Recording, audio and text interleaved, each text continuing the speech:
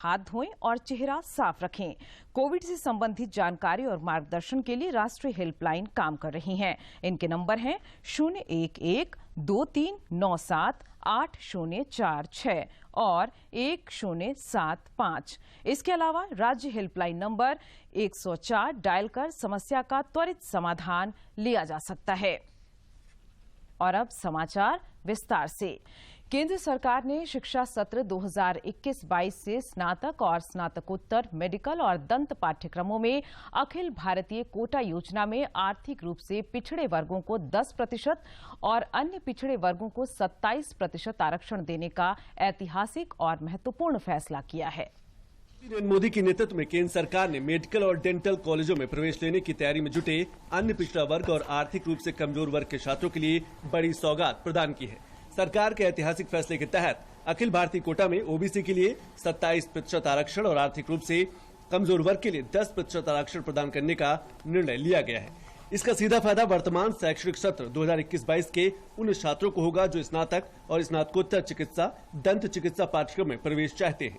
प्रधानमंत्री नरेंद्र मोदी ने सरकार के फैसले को ऐतिहासिक बताते हुए ट्वीट किया, हमारी सरकार ने वर्तमान शैक्षणिक वर्ष से स्नातक और स्नातकोत्तर चिकित्सा, दंत पाठ्यक्रमों के लिए अखिल भारतीय कोटा योजना में ओबीसी के लिए 27% आरक्षण और आर्थिक रूप से कमजोर वर्ग के लिए 10% आरक्षण प्रदान करने का एक ऐतिहासिक निर्णय लिया है। यह हमारे हजारों युवाओं को हर साल बेहतर अवसर प्राप्त करने और हमारे देश में सामाजिक न्याय का एक नया प्रतिमान बनाने में बहुत मदद करेगा। स्वास्थ्य मंत्री मनसुख मंडाविया ने ट्वीट कर कहा है कि देश में मेडिकल एजुकेशन के क्षेत्र में सरकार द्वारा ऐतिहासिक निर्णय लिया गया है। सरकार के फैसले से हर साल एमबीबीएस में लगभग 1500 ओबीसी छात्रों और स्नातकोत्तर में 2500 ओबीसी छात्रों और एमबीबीएस में लगभग 550 ईडब्ल्यूएस छात्रों और स्नातकोत्तर में लगभग 1000 ईडब्ल्यूएस छात्रों को फायदा होगा। संसद के मानसून सत्र के दौरान आज भी विपक्षी सदस्यों ने कई मुद्दों को लेकर हंगामा किया। शोर शराबे के बीच ही आज प्रश्नकाल चलता रहा और विभागीय मंत्रियों ने प्रश्नों का उत्तर दिया। मोदी सरकार का एक सामूहिक संकल्प है जिसमें हर विभाग, हर मंत्रालय अपनी अहम भूमिका निभा रहा है। सर, मैं ये बोलना चाहता हूं, मैं फिर से अपील करना चाहता हूं, आईटी मिनिस्टर श्री अश्विनी जी वैष्णव दोनों उसमें डिटेल स्टेटमेंट दिया है। ये नॉन इशू बना के दुर्भाग्यपूर्ण से 7-8 दिन से संसद नहीं चल रहा है। बहुत other important issues are there are so many other important people related issues. जनता को जो संबंधित विषय है वो चर्चा करने के लिए जो बीएससी में तय होता है उसके लिए भारत सरकार तैयार है। और बिल भी बहुत इम्पोर्टेंट बिल है। सरकार भी नहीं चाहते कि बिना चर्चा वो पारित हो जाए। सरकार का मत बहुत स्पष्ट है, we don't want to pass the bill without discussion. जनजातीय मामलों के केंद्रीय मंत्री अर्जुन मुंडा ने कहा है कि अगले वर्ष तक 740 एकलव्य मॉडल आवासीय स्कूल खोलने का लक्ष्य है। इसकी तुलना में 632 स्कूलों को स्वीकृति दी जा चुकी है। राज्यसभा में लिखित उत्तर में श्री मुंडा ने कहा कि इसका उद्देश्य जनजातीय विद्यार्थियों को उनके अनुकूल वातावरण में उत्कृष्ट शिक्षा उपलब्ध कराना है। श्री मुंडा ने कहा कि 2011 की जनगणना के अनुसार अनुसूचित जनजाति की 50% से अधिक आबादी वाले तथा कम से कम 20,000 जनजातीय लोगों वाले प्रत्येक ब्लॉक में एकलव्य मॉडल आवासीय स्कूल की भौगोलिक पहुंच उपलब्ध कराने के लिए 2018 में अलग योजना बनाई गई थी। उन्होंने कहा कि इस समय देश भर में ऐसे स्कूल 367 संचालित हो रहे हैं और इस समय इनमें 85,000 से अधिक विद्यार्थी नामांकित हैं। मुख्यमंत्री हेमंत सोरेन की अध्यक्षता में राज्य आपदा प्रबंधन प्राधिकार की बैठक आज होगी। मुख्यमंत्री के चाईबासा दौरे से रांची लौटने में देर होने के कारण कल होने वाली यह बैठक टल गई थी। बैठक में स्वास्थ्य सुरक्षा सप्ताह को लेकर ढील और बढ़ाए जाने की संभावना है। राज्य में कोरोना संक्रमण की रफ्तार अब काफी कम हो गई है। ऐसे में स्कूलों में ऑफलाइन परीक्षा लेने की छूट पर भी निर्णय लिए जा सकते हैं। इसके अलावा वीकेंड लॉकडाउन में छूट मिलने की उम्मीद है। देश में कोरोना संक्रमित मरीजों की संख्या में लगातार कमी हो रही है। केंद्रीय स्वास्थ्य मंत्रालय के अनुसार पिछले 24 घंटे के दौरान देश भर में कोविड-19 के 42,360 मरीज मिले हैं।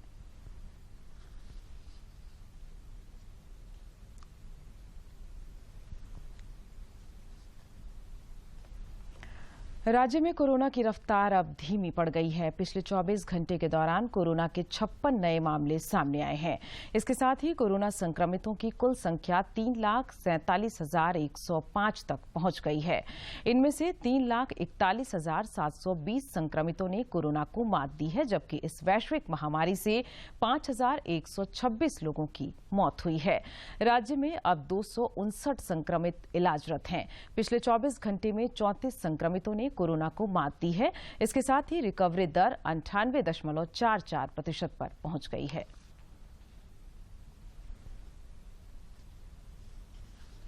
गढ़वा जिले के हारादाग गांव में 19 लोग कोरोना संक्रमित पाए गए हैं। 4 दिन पूर्व मध्य प्रदेश के सागर होते हुए कुछ लोग गांव लौटे थे, जिनकी जांच रेलवे स्टेशन पर की गई थी। इसमें एक व्यक्ति कोविड संक्रमित पाया गया था। इसके बाद संक्रमित व्यक्ति के संपर्क में आए 25 लोगों की जांच की गई, जिसमें से 19 लोगों की रिपोर्ट पॉजिटिव पाई गई। इसके बाद जिले में कोविड सक्रिय मरीजों की संख्या 20 हो गई है। बाद में सभी संक्रमितों को जिला अस्पताल स्थित कोविड वार्ड में भर्ती किया गया है। आलोक में दिनांक 25 को हम लोगों ने रेलवे स्टेशन गढ़वा से जिन यात्रियों का सैंपल संग्रहित किया था, उसमें एक व्यक्ति कोरोना पॉजिटिव पाया गया था। उसके कॉन्टैक्ट ट्रेसिंग के क्रम में जब हम लोगों ने उनके घर के सदस्यों एवं उनके पड़ोसियों की जांच की तो कल 19 लोग संक्रमित पाए गए। केंद्रीय औषधि मानक नियंत्रण संगठन की विशेषज्ञ समिति ने कोविड-19 टीकों कोविशील्ड और कोवैक्सीन की मिश्रित डोज की सिफारिश की है। मानक नियंत्रण संगठन की विशेषज्ञ समिति ने कोविड-19 टीकों कोवैक्सीन और कोविशील्ड की मिश्रित खुराकों पर अध्ययन के लिए मंजूरी की सिफारिश की है। कोविशील्ड और कोवैक्सीन की विनिमयशीलता अध्ययन प्रोटोकॉल के आवेदन को सीएमसी वेल्लोर द्वारा प्रस्तावित किया गया है। सीएमसी वेल्लोर में मिश्रित खुराकों का ट्रायल किया जाएगा। इससे पहले भारत के केंद्रीय औषधि प्राधिकरण की एक विशेषज्ञ समिति ने सीरम इंस्टीट्यूट ऑफ इंडिया को 2 से 17 साल के बच्चों पर कोवैक्स टीके के दूसरे और तीसरे चरण के परीक्षण के लिए कुछ शर्तों के साथ अनुमति देने की मंगलवार को सिफारिश की। परीक्षण में 10 जगहों पर 920 बच्चे शामिल होंगे, जिनमें 12 से 17 और 2 से 11 आयु वर्ग के प्रत्येक वर्ग में 460 बच्चों को शामिल किया जाएगा।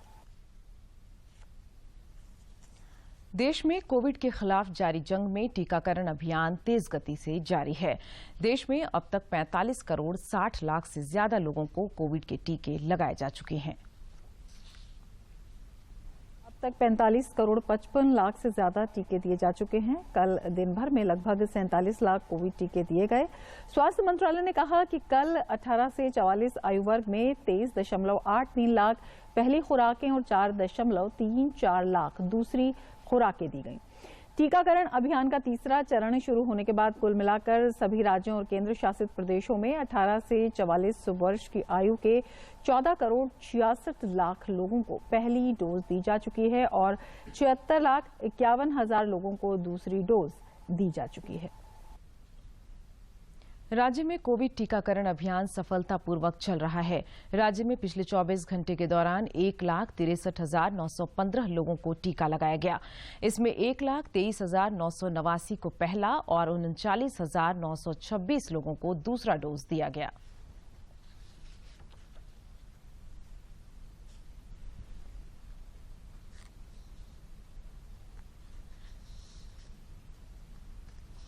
खूंटी जिले के ग्रामीण इलाकों में कोविड-19 टीकाकरण को लेकर अब लोगों में जागरूकता दिख रही है। इसको लेकर सरकारी एवं गैर सरकारी संगठनों द्वारा लगातार जागरूकता अभियान चलाए जाने का असर दिख रहा है। जिले में कोविड टीकाकरण को लेकर जागरूकता अभियान चलाए जाने का असर दिखने लगा है।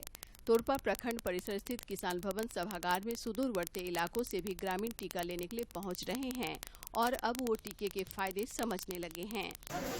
आज मेरा फर्स्ट कोविड है,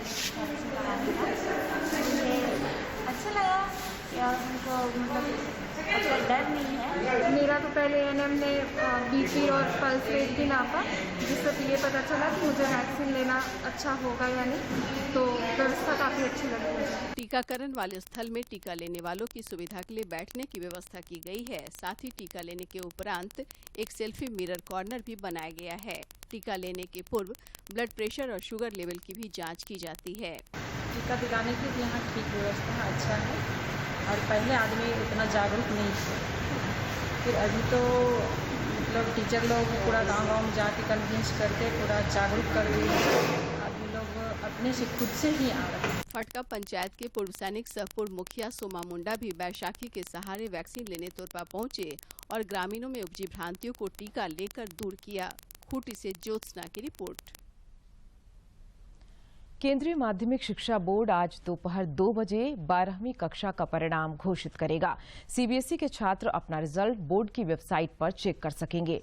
इधर झारखंड अधिविद्य परिषद भी आज 12वीं बोर्ड का रिजल्ट जारी कर सकता है। सूत्रों से मिली जानकारी के अनुसार बोर्ड ने इसकी तैयारी पूरी कर ली है।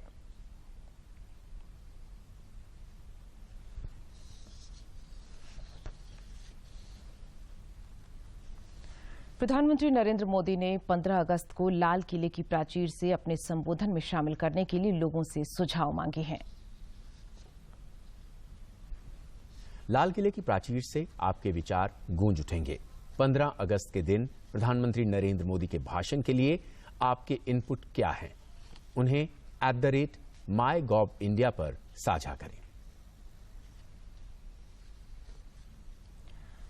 राजधानी रांची समेत राज्य के कई इलाकों में कल से रुक रुक कर लगातार बारिश हो रही है। रांची में कल रात से ही झमाझम बारिश का दौर जारी है। इससे मौसम सर्द हो गया है। मौसम विज्ञान केंद्र रांची ने अपने पूर्वानुमान में आज और कल राज्य के कई इलाकों में भारी बारिश का अनुमान जताया है। रांची, खूंटी, गुमला, रामगढ़, हजारीबाग, बोकारो, धनबाद, देवघर, गिरिडीह, दुमका, गोड्डा, पाकुड़, साहिबगंज और जामताड़ा में कहीं कहीं अति भारी बारिश का अनुमान जताया गया है। इसे लेकर मौसम विभाग ने रेड अलर्ट जारी किया है। मौसम विभाग के अनुसार साइक्लोनिक सर्कुलेशन पश्चिम बंगाल से झारखंड और बिहार की ओर बढ़ रहा है। यही कारण है कि मानसून पूरी तरह से सक्रिय है।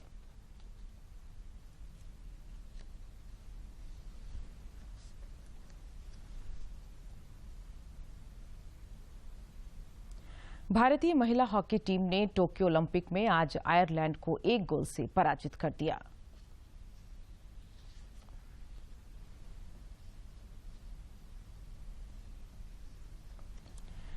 विश्व की नंबर 1 तीरंदाज दीपिका कुमारी को टोक्यो ओलंपिक की व्यक्तिगत स्पर्धा में आज हार का सामना करना पड़ा। उन्हें कोरिया की तीरंदाज ने 0-6 से पराजित किया। इससे पहले आज ही खेले गए एक स्पर्धा में दीपिका कुमारी ने जीत के साथ क्वार्टर फाइनल में प्रवेश किया था। दीपिका कुमारी ने शूट ऑफ में सेनिया पेरोवा को 6-5 से हराया। भारतीय तीरंदाज ने पहला सेट 28-25 से जीता और दूसरा सेट 26-27 से गंवा दिया। इसके बाद दीपिका ने वापसी करते हुए 28-27 से तीसरा सेट अपने नाम किया। चौथा सेट 26-26 से बराबर रहा, जबकि 5वें सेट में दीपिका को 25-28 से हार मिली। शूट ऑफ में सेनिया ने 7 का स्कोर किया, जबकि दीपिका ने परफेक्ट 10 लगाया और क्वार्टर फाइनल का टिकट कटाया। दीपिका का अब क्वार्टर फाइनल में मुकाबला कोरिया की आन सान से होगा। भारतीय महिला बॉक्सर लवलीना बोरगोहेन ने टोक्यो ओलंपिक में भारत का दूसरा मेडल पक्का कर लिया है। वे वेल्टरवेट कैटेगरी के सेमीफाइनल में पहुंच गई हैं। इसके साथ उनका मेडल पक्का हो गया है। जी, तो एक बार फिर से आपको बता दें कि लवलीना बोरगोहेन ने आज एक और पदक भारत के लिए पक्का कर दिया है। मुक्केबाजी में उन्होंने अपनी प्रतिद्वंद्वी से वो बेहतर साबित हुई। पहले राउंड में मुकाबला कहीं ना कहीं बराबरी का नजर आ रहा था, लेकिन दूसरे राउंड में उन्होंने पूरी तरह से अपनी प्रतिद्वंद्वी पर विजय हासिल की और तीसरे दौर में एक बार फिर उनका बढ़िया प्रदर्शन नजर आया। अपनी प्रतिद्वंद्वी को उन्होंने ज्यादा मौके नहीं दिए, चीनी ताइपे की उनकी प्रतिद्वंद्वी को, और इस मुकाबले को जीतने में वो कामयाब रही। केंद्रीय खेल मंत्री अनुराग ठाकुर ने भारतीय महिला बॉक्सर लवलीना बोरगोहेन की जीत पर बधाई दी है। शानदार प्रदर्शन के कारण जो भारत का एक और मेडल पक्का हुआ है, मैं तो यही कहूंगा 130 करोड़ भारतीय शुभकामनाएं भेजते हैं कि आप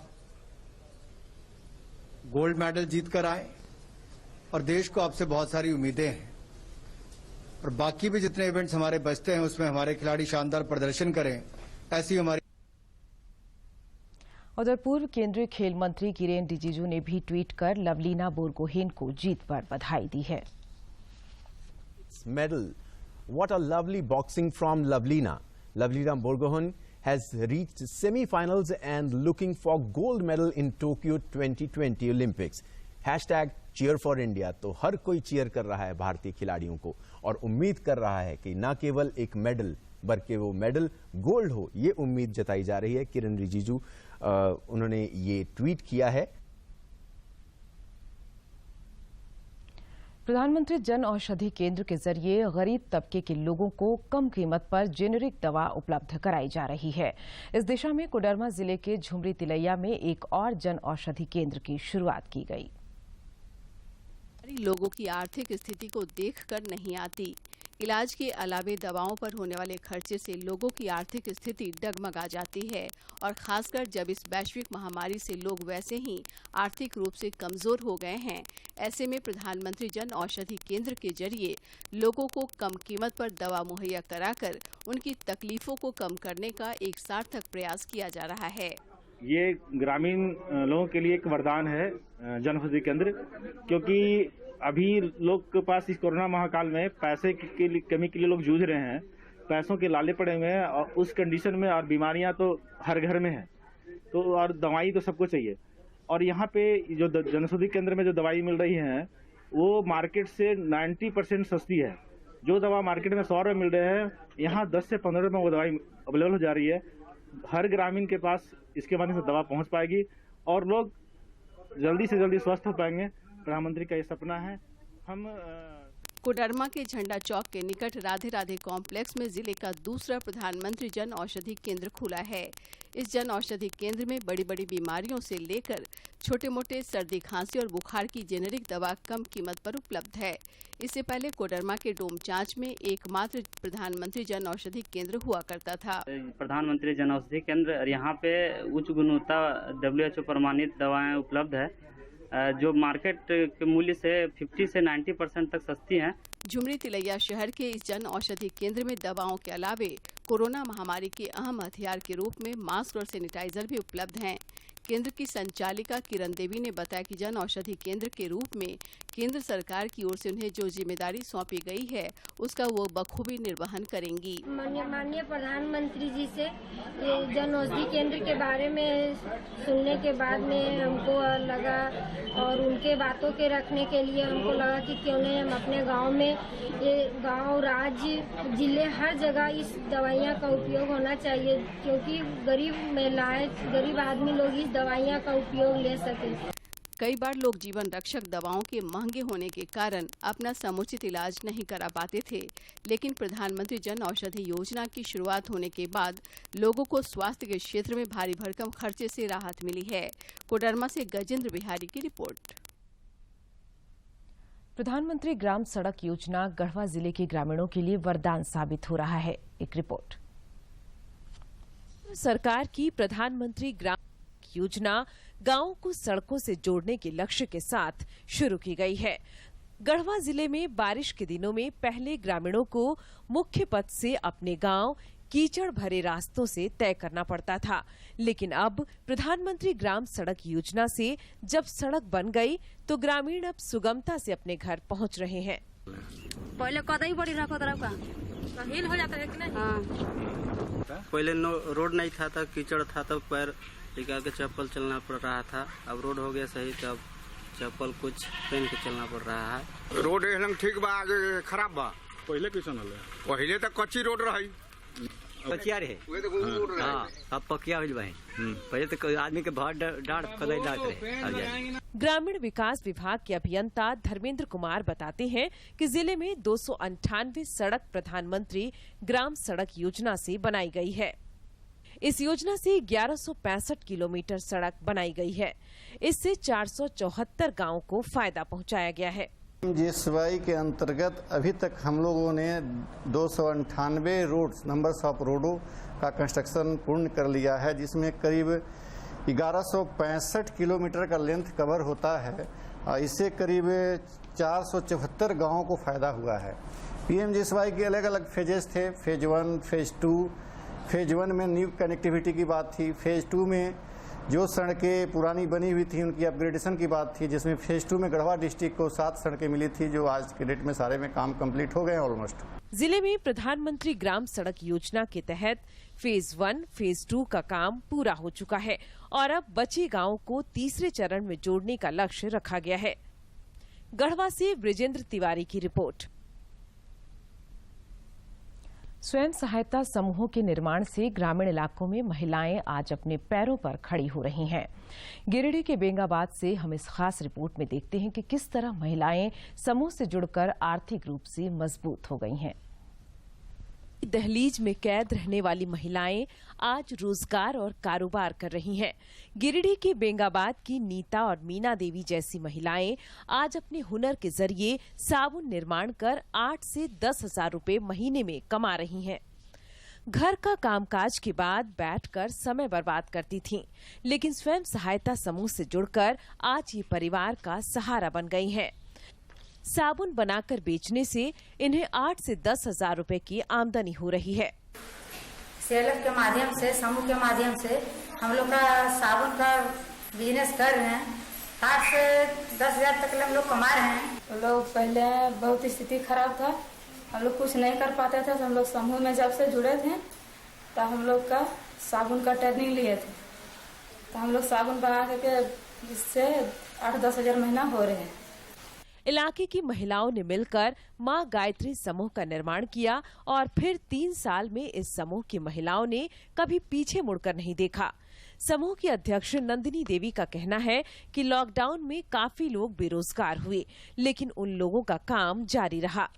और इस साल भी 2021 में भी लॉकडाउन लगा, उस समय भी हम लोग पर कोई प्रभाव नहीं पड़ा लॉकडाउन का, क्योंकि लगातार हम लोग साबुन का प्रोडक्शन करते रहे हैं। लोग इससे लगभग महीने का 8 से 10 हजार रुपया मंथली इनकम कर लेते हैं। कोरोना काल में भी इस समूह से जुड़ी किसी सदस्य को रोजी रोटी की परेशानी नहीं हुई। झारखंड लाइवलीहुड प्रमोशन सोसाइटी के श्याम सुंदर बोस का कहना है कि इन महिलाओं के उत्पाद पलाश के लिए सभी जिलों में पहुंच रहे हैं और इसमें इनका इनकम का एक अच्छा जरिया बन रहा है। घर में सभी तरह का समस्या का थोड़ा बहुत समाधान भी हो रहा है। और साबुन यहाँ पर जो बनता है वो ज्यादातर पलाश मार्ट और हम लोग गिरिडीह और झारखंड का हर एक जिला में हम लोग भेजते हैं। गिरिडीह जिले की इन महिलाओं ने साबित किया है कि मेहनत और लगन के जरिए सब कुछ हासिल किया जा सकता है। दूरदर्शन समाचार के लिए गिरिडीह से रमेश प्रभाकर की रिपोर्ट। जामताड़ा जिले के प्रत्येक पंचायत में कृत्रिम गर्भधारण केंद्र खोले जाने की योजना बनाई गई है। इसे लेकर जामताड़ा जिला प्रशासन और पशुपालन विभाग की ओर से आवश्यक पहल की जा रही है। पंचायतों में कृत्रिम गर्भधारण केंद्र खोलकर गांव के पशुओं का टैगिंग किया जाएगा। जिला पशुपालन पदाधिकारी डॉक्टर मनोज कुमार का कहना है कि 100% पशुओं का टैगिंग कर उनके उपचार की समुचित व्यवस्था की जाएगी। उन लोगों को कहा गया है कि सघन रूप से निदेशालय के आदेशानुसार हर गांव में टैगिंग करना है, हर पशु का करना है। इन लोगों को 15 अगस्त तक 5-5 गांव को 100% टैगिंग करने का लक्ष्य दिया गया है। पशुपालकों का मानना है कि कृत्रिम गर्भधारण के माध्यम से देशी पशुओं के नस्ल में सुधार के साथ ही दुग्ध उत्पादन में बढ़ोतरी होगी और बीमार पशुओं का समुचित देखभाल सुनिश्चित हो सकेगा। मेरे पास 15 गाय हैं। उसमें मेरा 40 लीटर दूध गाय में देती है। इसमें मेरा भरण पोषण चलता है। अगर सरकार के द्वारा व डॉक्टर के द्वारा बढ़िया से नस्ल का इसमें बछड़ा हमारा दिया जाए तो मेरा इसमें उत्पादन ज्यादा होगा। सरकार ने कृत्रिम गर्भधारण केंद्र स्थापित कर और पशुओं का टैगिंग कर पशुपालकों, किसानों की आर्थिक स्थिति को सबल बनाने का निर्णय लिया है।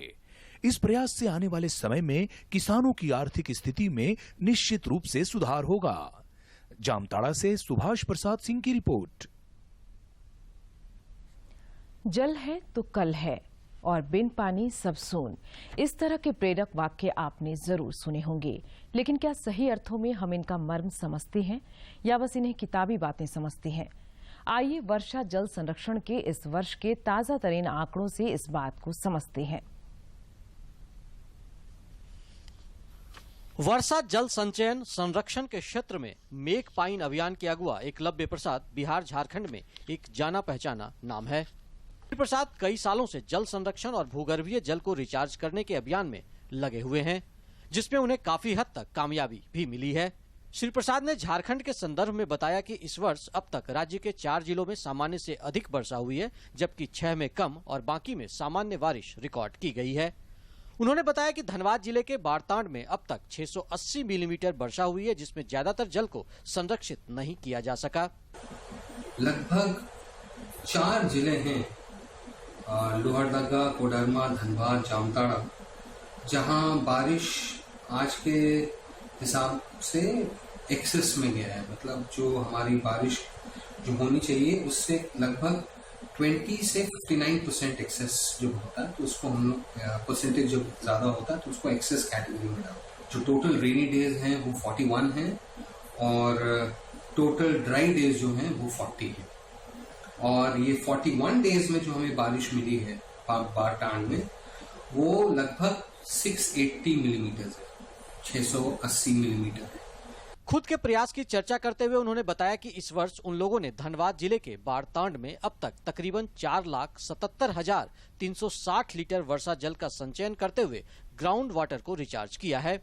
श्री प्रसाद ने कहा कि जल संचयन के अभिनव प्रयोगों से जन सामान्य को भी रूबरू कराया जाना चाहिए, ताकि उन्हें इसका आइडिया मिल सके। तो ये बात भी निकल के आ रही है, अगर हम सरकार की जो पाइप वाटर सप्लाई स्कीम है शहर के लिए दूसरे देखें या इस सर्वे को देखें, तो ये पता चल रहा है हमें कि लोगों का डिपेंडेंस जो है वो ज्यादातर ग्राउंड वाटर पर है। अब ग्राउंड वाटर और जो लोग उसका इस्तेमाल कर रहे हैं उनके बीच जो रिश्ता अगर हम देखें तो ज्यादातर ये है कि लोग उसका दोहन करते हैं। श्री प्रसाद ने कहा कि वर्षा जल संरक्षण के वास्ते सामूहिक प्रयास की जरूरत है। उन्होंने कहा कि शहरी इलाकों में राज्य सरकारों को वर्षा जल संरक्षण के लिए ठोस रणनीति और निगरानी तंत्र बनाने की जरूरत है, जो खानापूर्ति मात्र न हो। राज्य सरकार को शहरों में वर्षा जल संग्रहण को और बेहद स्केल में इसे इम्प्लीमेंट कराने की जरूरत है। उन्होंने कहा कि शहरी क्षेत्रों में भूगर्भीय जल का ज्यादा दोहन हो रहा है। उस तुलना में वाटर रिचार्ज को लेकर लोगों में ज्यादा संजीदगी नहीं दिखती। प्रसाद ने कहा कि हमें वर्षा जल को भी संसाधन के रूप में देखने की जरूरत है। अगर हम शहरों में किसी भी तरीके की ट्रांसफॉर्मेशन की बात सोच रहे हैं, लोगों के समझ में कुछ बदलाव लाने की सोच रहे हैं, उनके हैबिट्स में कुछ अगर बदलाव लाने की सोच रहे हैं, तो सबसे पहली बात यह है कि हमें लोगों तक ये बात पहुंचानी पड़ेगी कि आने वाले समय में। और अब अंत में मुख्य समाचार एक बार फिर।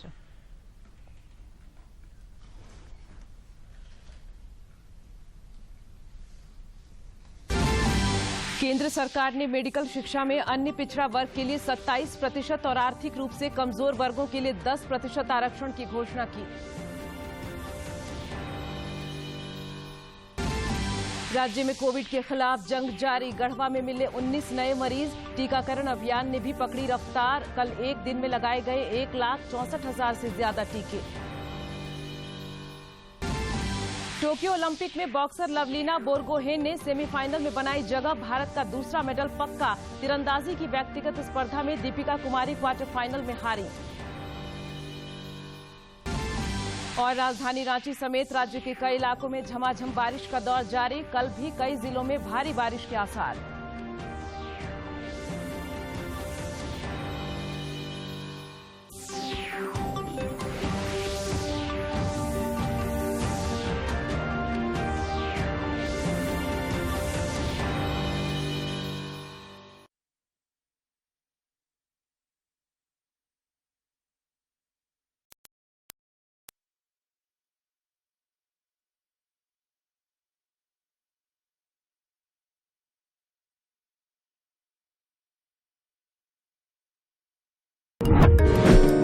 प्यारे बच्चों, कोविड-19 के कारण आप सभी अपने अपने घरों में रहकर ही अपनी पढ़ाई कर रहे हैं। ऐसे समय में आप अपनी पढ़ाई को रोचक तरीके से सीख समझ सकें, इसके लिए झारखंड सरकार द्वारा प्रस्तुत किया जा रहा है हमारा दूरदर्शन हमारा विद्यालय कार्यक्रम। इसके माध्यम से आप प्रत्येक दिन सोमवार से शुक्रवार तक पूर्वाहन 10 से 12 तथा अपराहन 1